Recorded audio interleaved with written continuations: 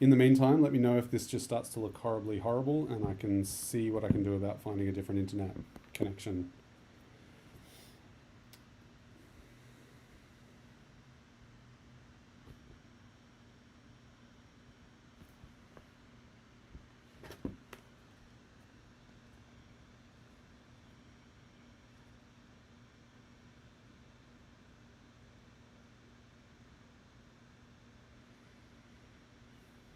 Let's see, is anyone on the stream now? We started the stream, so if you're in the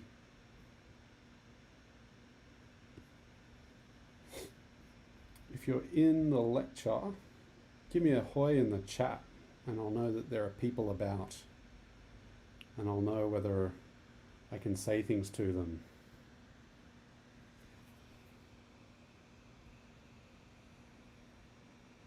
Hey, Sarah Dean seems to be in the chat.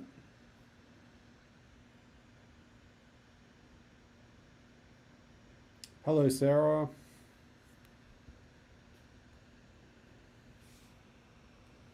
Hey, Sarah, maybe if you want to start the discussion in the lead up so that when people come, they can go, whoa, what's going on here? But what do you think the primary colors are, Sarah?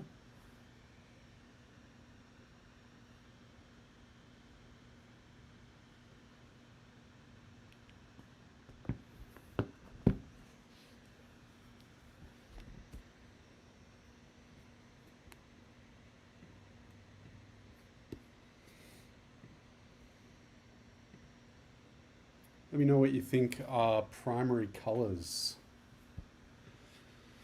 The hell is a primary color? Depends. Ooh, Sarah's anticipating a wild card. She might be right. What do you think it means? Apparently in Paint, the choice of RBY is kind of arbitrary. Interesting. It's an interesting... So I presume that, Sarah, you mean red, blue, and yellow? And then it's kind of arbitrary. Interesting.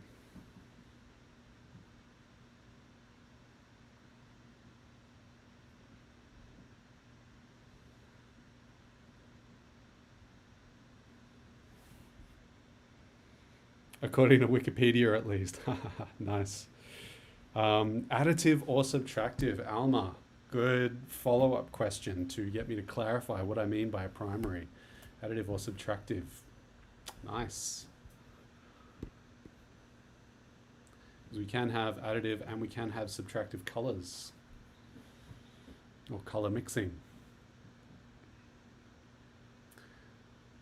What have you been using, Alma? Have you been using additive or subtractive primaries? There's the 3 colors your eyes can see. That's RGB, I think. Benedict, interesting. We're now talking about our eyes. Because we can't see without eyes.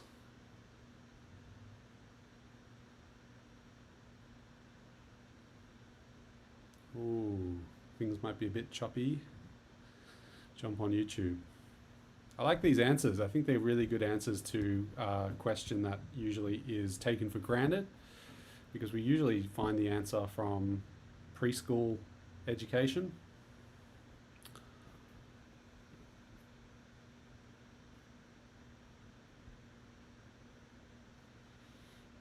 But it's going to be an important question for us. Light typically uses RGB. I assume for the icones reason, printer ink uses CMYK, I guess because ink mixes differently to paint, typically does. Sarah, interesting point. Ooh, Benedict, there's red for Republican and blue for Democrat. Benedict, we weren't talking about the primary elections of American politics, but red and blue are in fact primaries of political sphere, aren't they? We've got red often associated with, in certain parts of the historical part of the globe, we've got red for a sort of socialist leaning political party, and blue usually for a liberal values meaning political party. If you were listening to the US kind of discourse, you might think that red or socialism might be better associated with Democrat and liberalism might be better associated with Republican, but these things are always switched. We have also you'll probably notice that Labor in Australia, Labor parliamentarians typically wear red ties, and their election posters are backgrounded by red, and Liberal Party members are typically shrouded in blue. We also have people at the Palmer United Party who are yellow, and then we also have the Greens Party who are green, and the One Nation Party is orange, presumably because Pauline Hanson's hair is orange. Look, these are all very good answers. So light also works differently to paint color. So we're getting this like idea about, okay, we're not 100% sure what a primary color is. It should be a simple question, but when I ask it in a university lecture, inevitably you smell a rat and you decide that, okay, I don't think Tony means primary the way that my preschool teacher meant primary.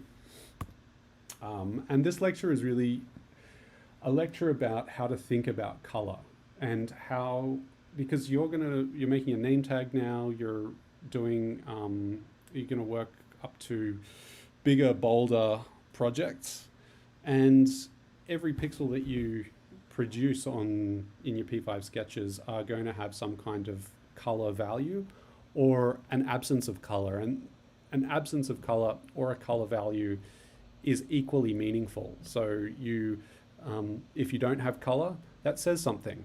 And if you do have color, that says something too. So what is it that we can say with color? And I think this chat around color has brought up pretty much everything that I actually want to go into, which is that there are primary colors, that there are different sort of points of view on what those primary colors could be. Okay, so that's like a system of color. And then the next thing that we might look at is the idea of color in the eye. So our eyes are a big part of how we see. And so knowing how our eye sees things is going to tell us actually how your viewer or your perceiver can actually take in this information. And we're going to look at so the first two parts that we're going to look at are going to be looking at the sort of science of color from a sort of physics or light wave or even a painting perspective. And then also we're going to look at the science of color a little bit, and we're not going to go deep into the science, but we're going to explore how to think about that.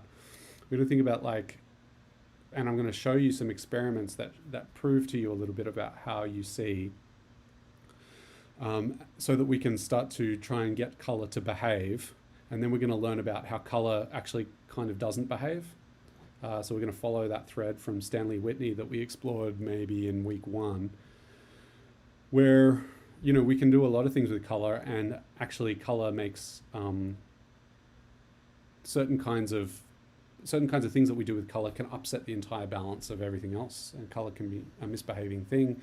And we're going to think about how can we find and construct color patterns so that we can actually not have to go too far down this rabbit hole, but can actually pick some colors from around us and develop some color palettes for ourselves. So we talked about what is a primary color, and these are 2 examples of different kinds of primary color. What do you notice about these 2 primaries? Anything? It is relevant to the particular chats that came up. I think someone mentioned CMYK, someone else mentioned RGB, someone else mentioned RBY, which was red, blue, and yellow.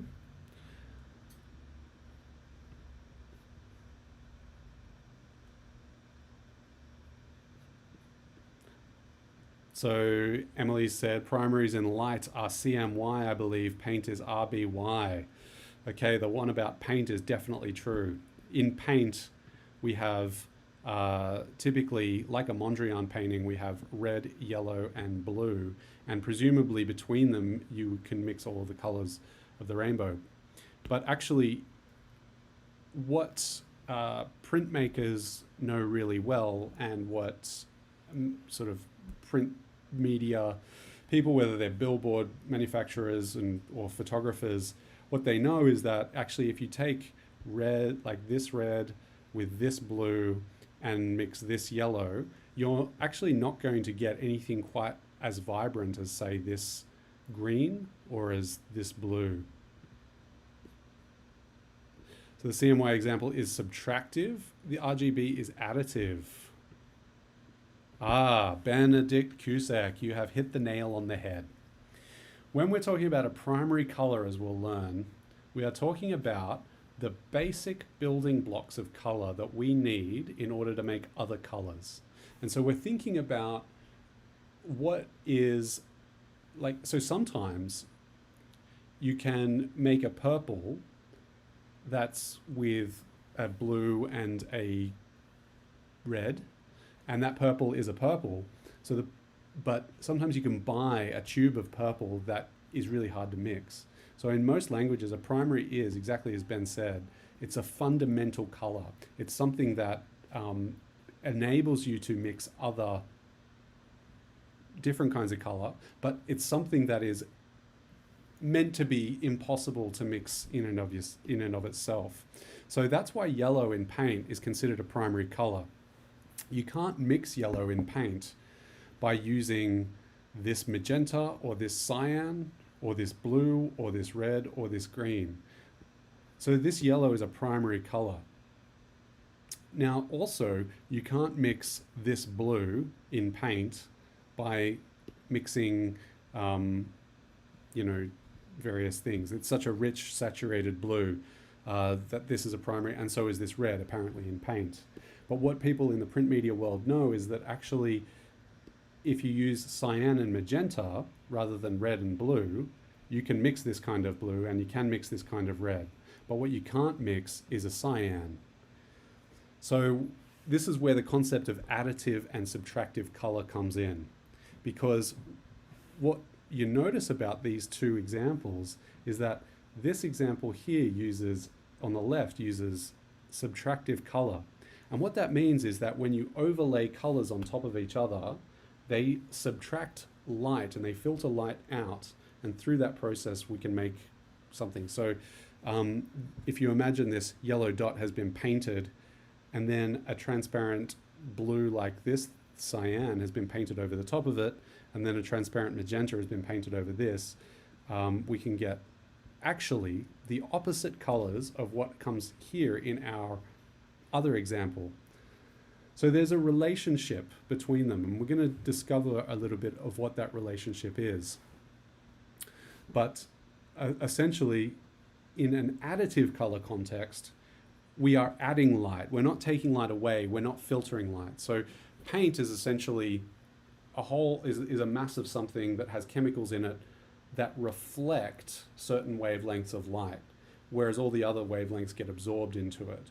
And so that filtration system of it then sending us back out light, the more paint you add, the darker it gets. And that's how we add more until we add too much and we get this black or perhaps a browny sort of muddy paint. Whereas with light, when you project a red dot and then you use something else to project a green dot, you'll end up with a yellow here.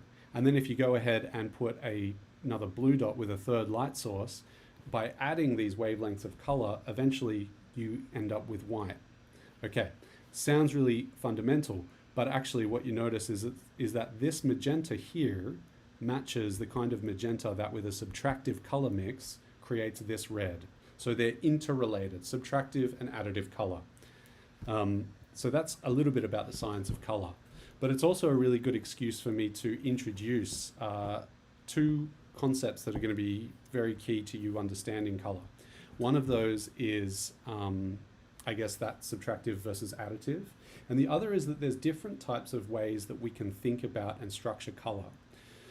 So in this instance, we have CMY color. In this instance, we have RGB color. And in P5, there are different color modes that exist. And these color modes we can set up at the start of our sketch. And the two color modes that are most important, well, they're the two color modes that P5 works with. And one is RGB, which stands for red, green, and blue. And that is illustrated in this diagram here. And then the other one is HSB. Now we are going to talk about HSB. And what that stands for is hue, saturation, and brightness. So we'll go into HSB in a little bit. And it may be the case that as you make your sketches, you want to think about what color space you want to work in. So let me just quickly show you the sketch that I made to make this little diagram here. And I just want to draw your attention to a couple of things. One is I haven't set a color mode. I've commented this out, but P5 will default to RGB. And my fill is, for the first ellipse, is 0 of red, 255 of blue, and 255 of green. And that's giving me my cyan dot. Let's have a look at what happens if I switch this to HSB. We lose everything. Oh no, we don't. So with HSB, it's now telling it that the hue is 0, and that's red. So that's this circle here. That the saturation is 255, so that's full saturation. And the brightness is 255, so that's full brightness for that color. And for the others, it's sort of upset it into black and white dots because of the various settings that they're set to. Okay, so, and then if I switch that back to RGB, we get what we've got. The other two things are, the other thing that I want to introduce you to is the blend mode. Now, when you're in P5, the blend mode is really interesting because it will give you different behaviors of how colors overlap with each other. And that can be really exciting to work with. And you can see here, there's a variety of different kinds of blend modes that exist and will give you different kinds of effects. So just be aware of blend modes. And just to kind of show you blend mode here, we've got multiply. And so that's for this set of 3 circles here. If I change this to normal and press play, then they overlap each other in quite normal ways. And now P5's wigging out because maybe it's not supposed to have normal. We can change that to remove, and then it removes, it adds light to it. So multiply. And then with the RGB circles, what I've done is I've made the blend mode of add. So, and we can change that to multiply. And run the sketch. And you notice that it just multiplies all the sort of color values and creates a very like dark overlaying pattern.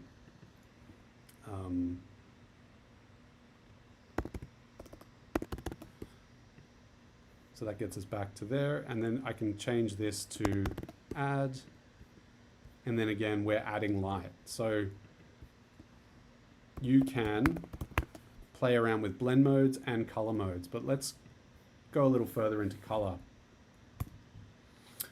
One artist that is a really fantastic artist to look at with regards to any kind of color information is Eliason. So we'll talk a little bit about him over the next little while. Because he sort of takes the rules of color and the sciences of color and the perception of color, and he uses these as sort of jumping off points to make interactive, participatory, sculptural, all kinds of different types of works. And he's a really interesting person at the sort of front of science and art. And that makes him really relevant to computing languages, which are very much based around sort of agreed systems of logic. So how can we make color behave? Well, for centuries, people have tried to make color behave. And how they've gone about doing that is they've tried to find the systems upon which colors tend to yield, right? And so one of the most typical of these is a color wheel. And this is color wheel by Goethe from 1809, who tried to sort of understand what were colors' relationships to each other. And what he identified was that, if you look at a rainbow, you see various sorts of colors in spectra to each other, but that these can actually be repeated in a sort of cyclical wheel form. And then he also started noticing, of course, other artists knew about color wheels, weren't invented with Goethe, but he was really keen to just try and represent this thing that's non-spatial. And he's trying to do this using spatial analogies so that he can draw diagrams, so that he can communicate with color to the rest of us. And so by being just sort of this weird thing that's in the ether, we don't accept it as a rational thing. But in the end, if we want to be able to talk about color and understand it and work with it, we have to make it behave in some representational form. Johan Itten, I'll talk a little bit about his systems of color that we can use to think through how to make things look nice in color. And this diagram is really valuable because it shows us a few things in one space, and that is it builds on Goethe's color, but it adds a few more extra elements to it, which diagramize in relation to a color wheel these primary colors. So we can think about the color wheel as sort of divided into a sort of bluish area, and we can think of this bluish area as sort of divided in. Next to the bluish area, we can think of this sort of yellowish area and this reddish area. And theoretically, it would teach us that you should be able to mix any color on this color wheel by adding primaries and adding secondaries. So if you mixed this red and this yellow, you should get this orange, says Johan Itten. And I'm sure it actually does work, because this red plus this blue probably would yield a purple that looked kind of like that. But then how do you get these colors in between? Well, if you mix this color with this color, you'll get this color. So this introduces the idea of secondary colors, but also tertiary colors. So a primary color is, as we've said, the fundamental color, but then the secondary color is when you've mixed two primary colors to get this orange. And then a tertiary color is when you've mixed this orange with any other color, and you'll get this color, or perhaps you'll get a color that's sort of way out of our color wheel range on the screen. You might get something that's very gray. So if you mixed this color with a mix of this and this, it still is considered a tertiary color. So we have primary, secondary, tertiary. But it really was Monsell who developed the color system that a lot of our understanding of color and communication of color is based upon. And so when it comes to a color system, this is what P5 relies on. Although it doesn't use tenths, it uses language quite similar to the RGB color mode. In fact, the syntax is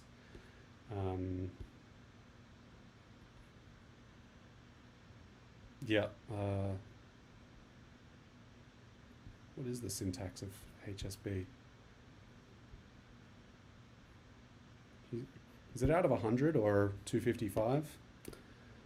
I can't remember. Anyway, check out the syntax of that. But essentially, what Monsell realized, and this was well before Johan Itten's, but we'll see a bit of Itten's. What Monsell realized was that if you have the color wheel, that only really gives you two dimensions of color. But actually what's really important is two other dimensions, and that is value, which is, as we can see here, from dark to light, but then also chroma, which is how saturated it is. So from gray up until a fully saturated hue. So, and a hue is the difference between two particular colors. So what we call, like green is a hue, yellow is a hue, purple is a hue, and they're different in hue. So they're different around this dimension. But then a sort of dark green might be this green hue with a low value of about 1 or 2 into this sort of spherical space.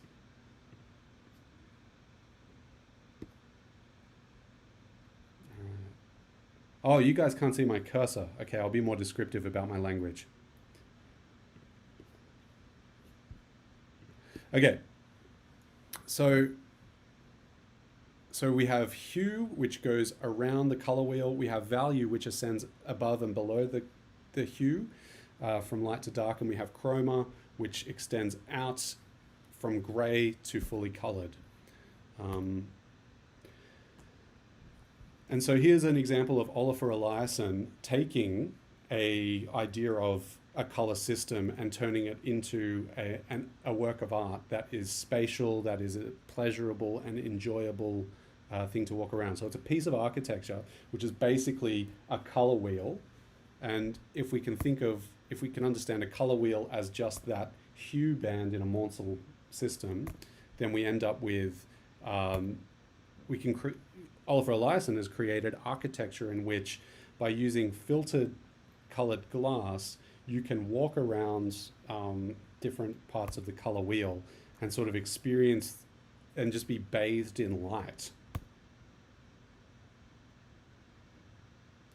So there's a link to the video in the slide there that you can check out of, a walkthrough of this kind of environment.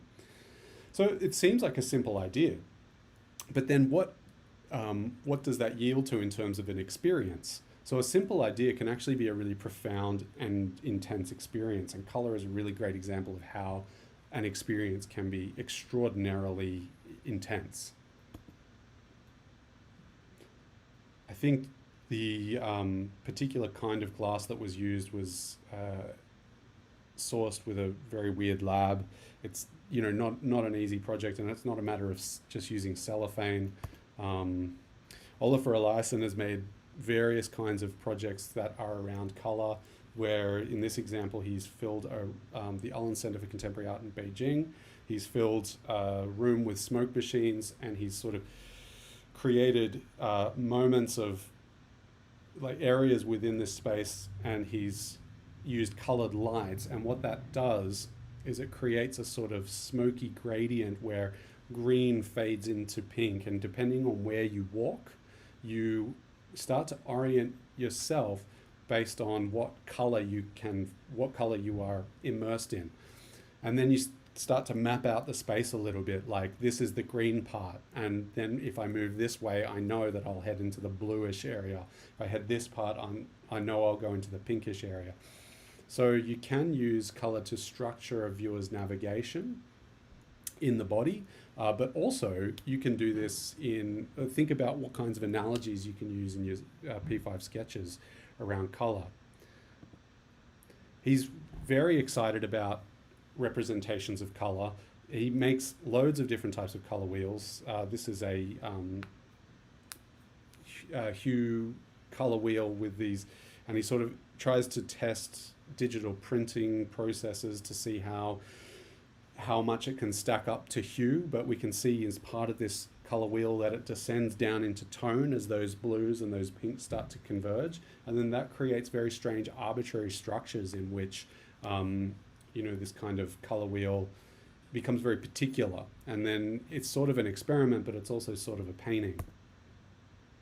And he's gotten very excited about different types of gray and different types of black, and making color wheels based around those kind of palettes. So that's kind of the loose idea of a color system. And now that you know about color wheels, and you know about primaries, secondaries, and tertiaries, and you know about hue, value, and chroma, or in a P5 sense, hue, saturation, and brightness, you have enough idea to actually know about the different dimensions of color. So in this is a work by Joseph Albers, who was a really famous color theorist in the early 20th century. And his whole idea was that, was partly that color doesn't behave, but it's really valuable to look at his work now, and one of the questions I would probably ask is, you know, how would you describe this in a three-dimensional sort of structure? How would we say that? How would we differentiate between, say, this blue and this blue?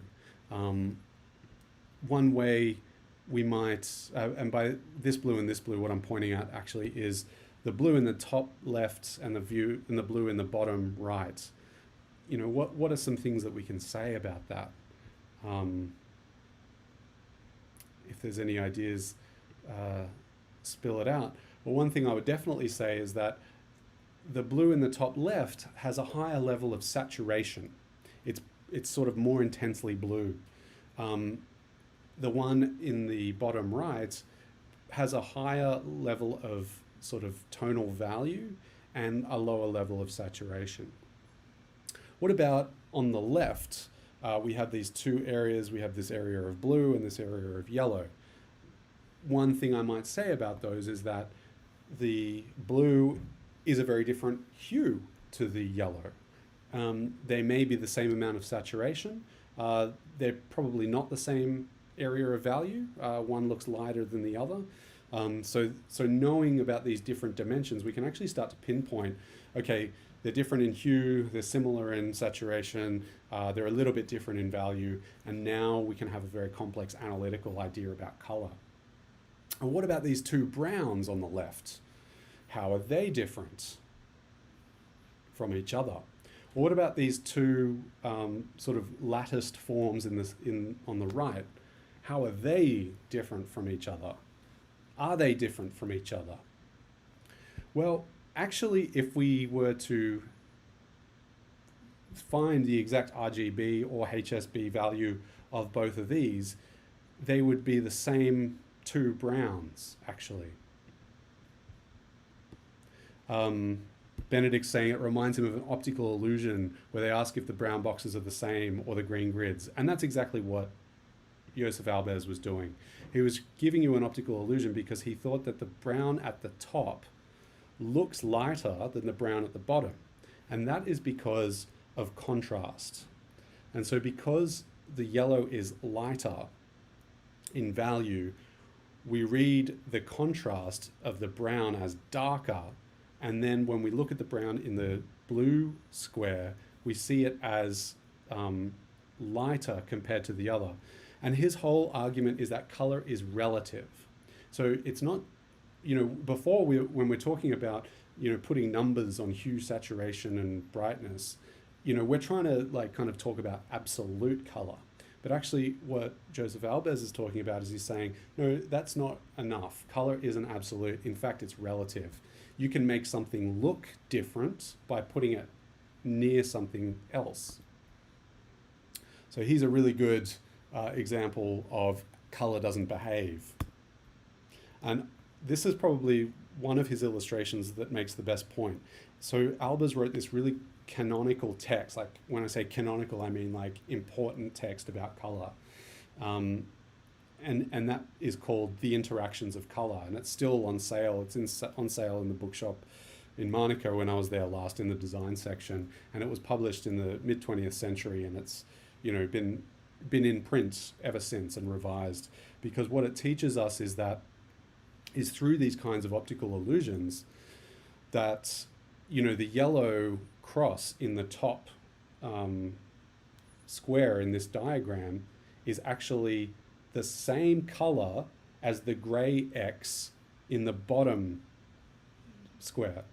And that tells us a lot about how we see and how our eyes perceive and how they make sense of color in relation to color's surroundings.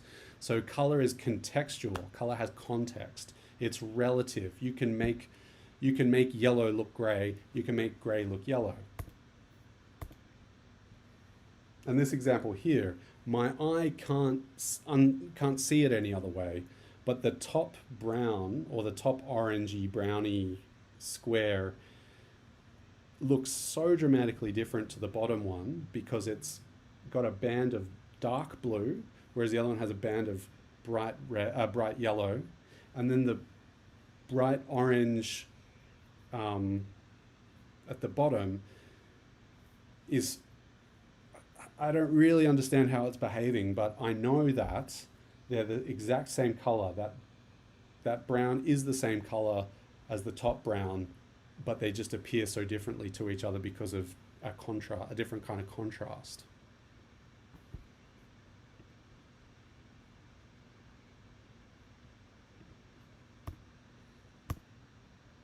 And so Johann Itten, so we've talked about Johann Itten's. He gave us the color wheel with the primaries, the secondaries, and the tertiaries. And then we started talking about Joseph Albers. They were friends, so if you ever confuse them, I'll forgive you. They were friends, they both worked at the Bauhaus, and they both had really great ideas about color. And Itten's mentioned 7 types of contrast. And he said that there is contrasts of hue. We know what hue is now. There's contrasts of value, light and dark. There's contrasts of temperature, right? And so color has this quality that we call temperature. It feels warm, or it looks warm, or it looks cool, or compared to each other, they look warm or they look cool. They have complement. Okay, so I might skip back to a previous slide to show you what that means.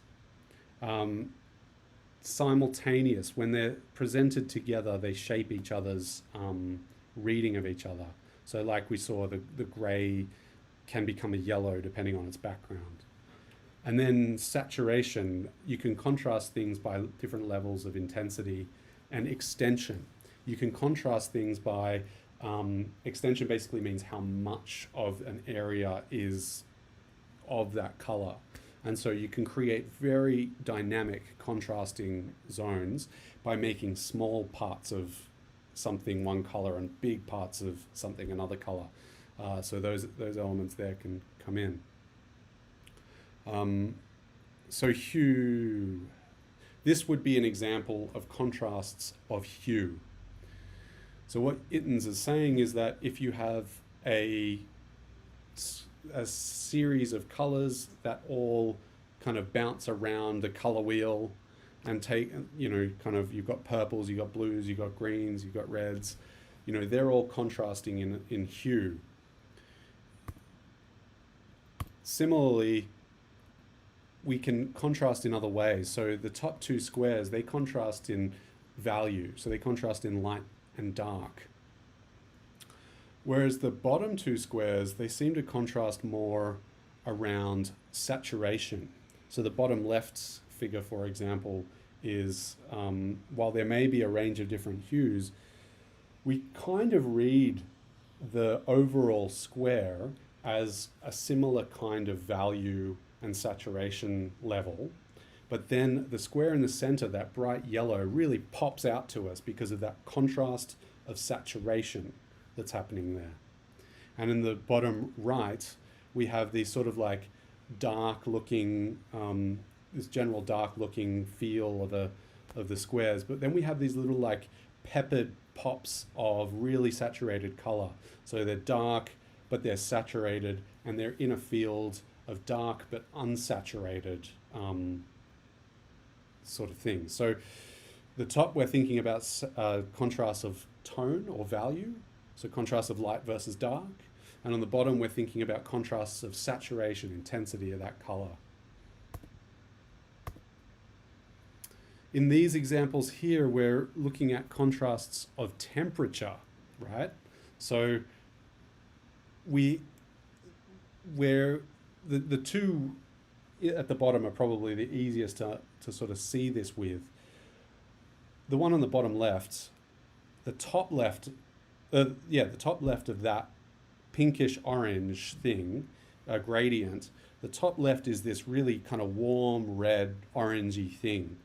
But then the bottom right is this really cool magenta sort of red. So a cool red and a warm red, in contrast to each other, give us a strong sense of difference. And we read that through, in a form of temperature. Just like the green on the next one along, the top left is far warmer in its temperature than the bottom right, which is a very cool blue. And so we kind of see these as distinct areas from each other, fading from one to another. So they don't clash, they kind of contrast nicely. And in the top examples, we have that similar kind of cool blue contrasted with a really, nice, bright fire engine red.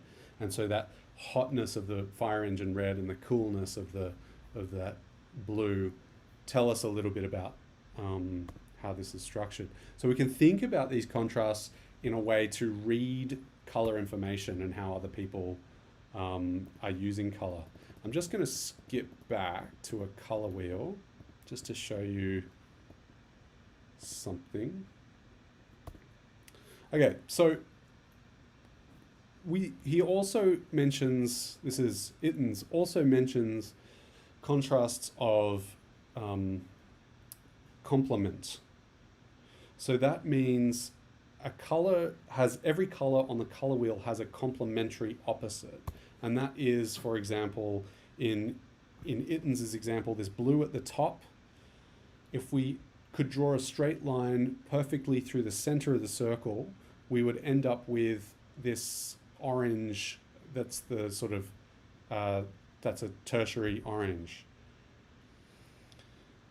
So what happens with complementary colors is that if we mixed two complementary colors together, theoretically we should get a perfect gray.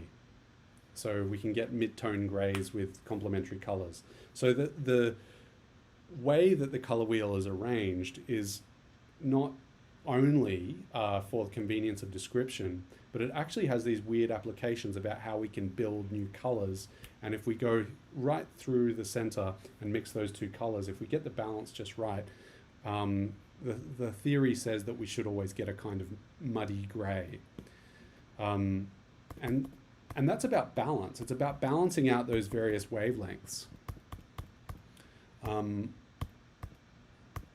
so with Ittens, as part of these contrasts, he knows about this sort of complementary aspect, and then he thinks a little bit more about, say, why do things contrast this way, and he's really interested in harmonies. And if you play music at all, you'd probably be quite familiar with key signatures in music. So you might be in the key of C, or you might be in F sharp major, or you might be in,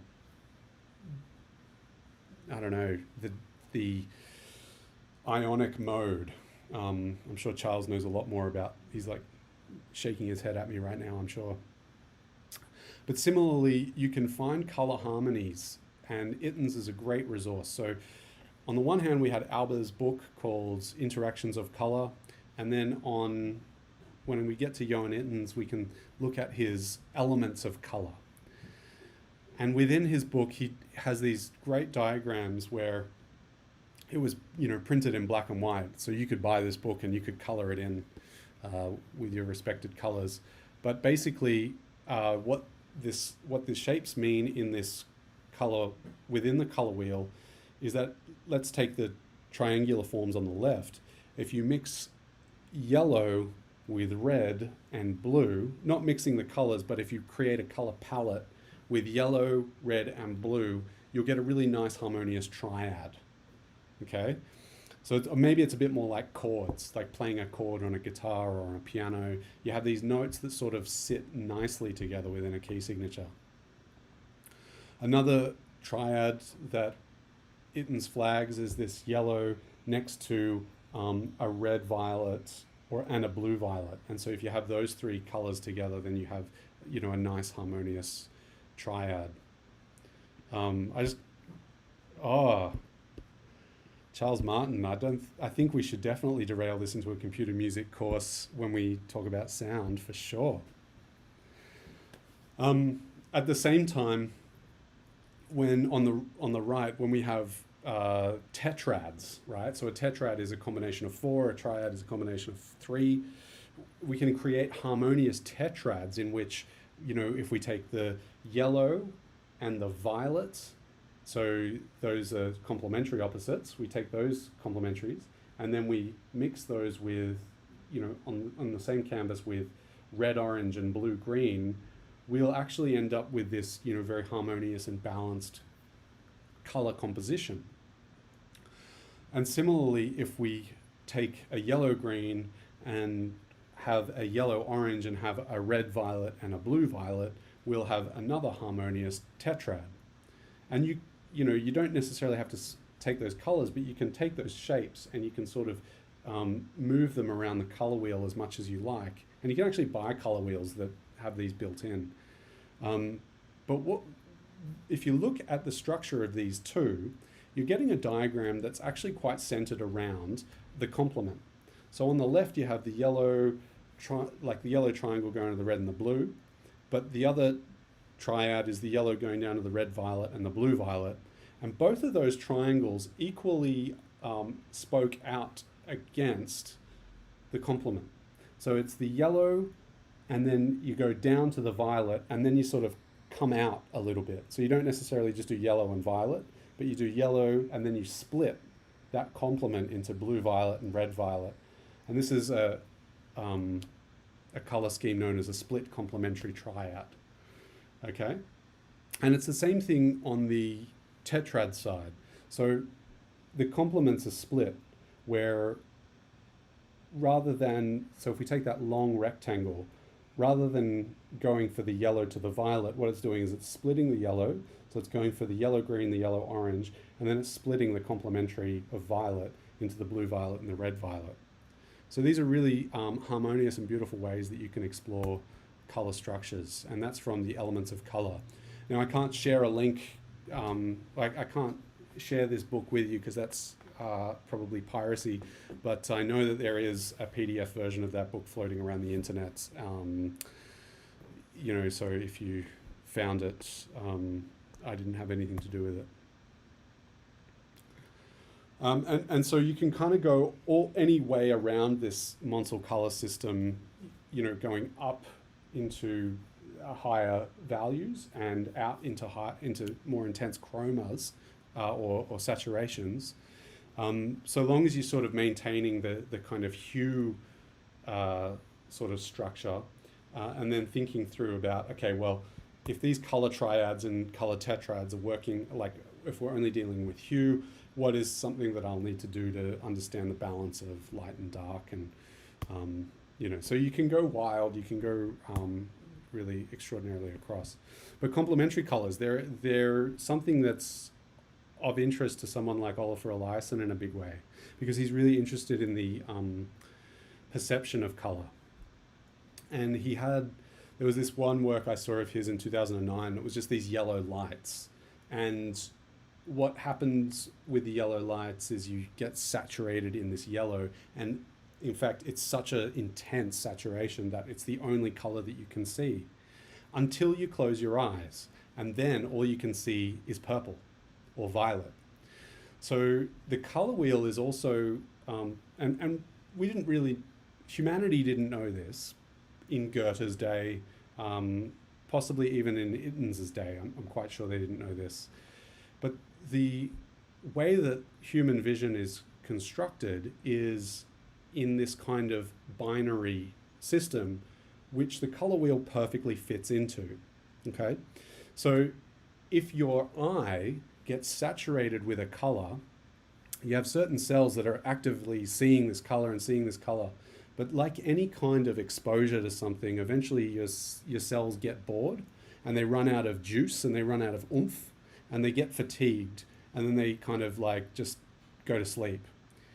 And so then when you look at something, you see the opposite of that color, and it just so happens that the complements on the color wheel are the same kinds of opposites that we see as people. And so Oliver Eliason's really interested in this idea of when we filter color from an object, what does that do? And this is an example where he's shining a light onto this disc that's hanging in the middle of a room, and this disc is spinning. And when light hits it and goes through it, it filters out all the violet from the light and projects this yellow. And then the disc is also being illuminated from another part of the room, and then when light hits the surface and bounces off the surface, it projects a kind of blue. So if the light goes through, it projects yellow, but if it sort of bounces off the surface, it produces this violet. And so you have this sort of complementary series of discs that rotate together until they meet each other in either eclipse in a black or eclipse in a white, depending on which part of the room they hit each other. There's a video, which is a really fun experiment that just really illustrates this idea of complement. So I'll just play it now. But basically, fixate your eyes on the black dot. I'll just, actually, I'm just going to fixate your eyes on the black dot. I'll just do that actually. So just keep your eyes on that black dot. Don't let your eyes leave the black dot. The closer you can get to your computer screen, the better, to make this work. And we're going to get a sense of how our eyes get bored and tired. I promise I'm not hacking into your bank account right now. Okay, and so when these colors disappear, what do you see? And when you notice it, write in the chat, what do you see when the colors, when the shapes disappear? Do you see anything?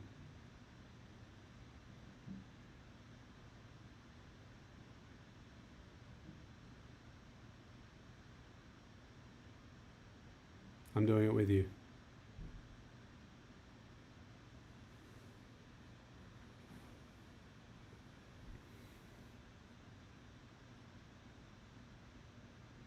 So Benedict, this is in line with what you were saying before about psychologists giving us optical illusion studies.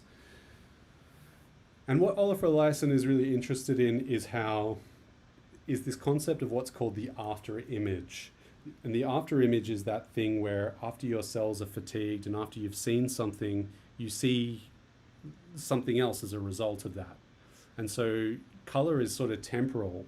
Our cells get fatigued and then we interpret things in other ways. And he makes these kind of little videos because he's really interested in the idea of making our psychology project things into a video that aren't actually there. They don't exist within the digital file. In fact, they only exist in our experience of watching it.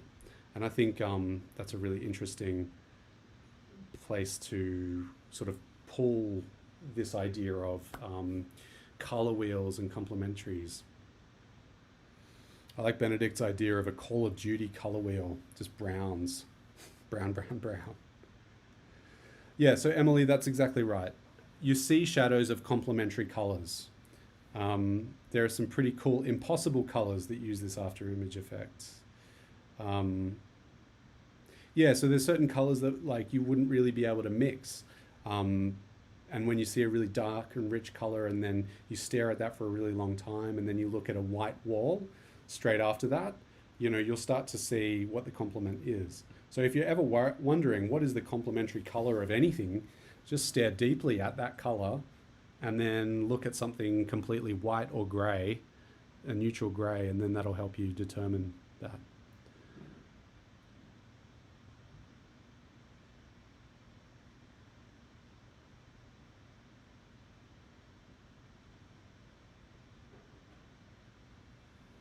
Okay, so I'm going to move on. The link is there. You can check that out in the slides. I'll just pause that. And Oliver Eliason also does this thing where he finds color. Now, this is where it's going to be, at this stage, you know enough to go out and start to analyze color. You know about how color is represented in diagrams, and you know how color relates to other colors in terms of a spatial plane of a wheel or even a three-dimensional model of the Monsell color system. But you can also not know any of that, and you can just go out and find color, right? So, what color is the sweater that you're wearing right now? In fact, a really good test, if you're not quite sure what colors to use, you can just look at your outfit and go, well, these seem to be the colors that I like. And you can do what's called a color inventory. And Oliver Eliason did this to the British painter Joseph Mallord William Turner for an exhibition at the Tate, where what he did was he took Turner paintings And then he did a sort of color inventory where he mixed, kind of all the different colors in a Turner painting. And then what he tried to do is think about, okay, well, what was the proportion of these color mix areas? And so he wanted to remake a color wheel in the proportion of the colors that Turner used. So it's not just each color that Turner used, but it's sort of each color and its proportion that Turner used. And Oliver Eliason sort of found these palettes, and they're very Turner-esque, this sort of bright sunburst in his color experiment number 4, and then these rich deep tones. And they sit together in a kind of logic, because Turner knew a lot about color. He was really interested in it. And Oliver Eliason has gone and he's taken all of that color structure that Turner used and made it his own. Here's an example of the scale of these things. They were digitally printed. However you feel about digital printing, I'm sure no one in this class is too bummed about digital printing, given we're in a digital art course. So these are things that you could make, and you could turn these into sketches. You could use color reading functions in P5 to even just basically make a color inventory. And maybe your artwork isn't going to be a color inventory, but maybe by making a color inventory in a P5 sketch, you can actually start to think about how you can pull colors, schemes, and structure things. Like, I love the idea of the Call of Duty color scheme. Like, if you play Call of Duty and you love Call of Duty, then there's probably some really interesting nuances. This is a website called wesandersonpalettes.tumblr.com, where people do they pick color palettes from Wes Anderson films. I don't think they do much of an inventory of the proportion, but certainly of the sort of like key colors that are mixed there. And there's some links here to some palette builders like Paleton, where you can click on something and you can say, make me a palette, and it will do that. And so you can see it's using a similar kind of diagrammatic process to Johan Itten's. Here we've got sort of equitriad. Here we've got a split complementary. Oh no, this is an adjacent color system. We have a tetrad, freestyle, just pick 4 colors. We have others that generate random color palettes as soon as you get in there. Chug, chug, chug. Here's a random color palette. Let's get a different one. Press spacebar to generate color palettes. So you can find color palettes from these sort of color palette generators. You can find them from your favorite movies. You can find them from your sweater, etc. So have a flick through that.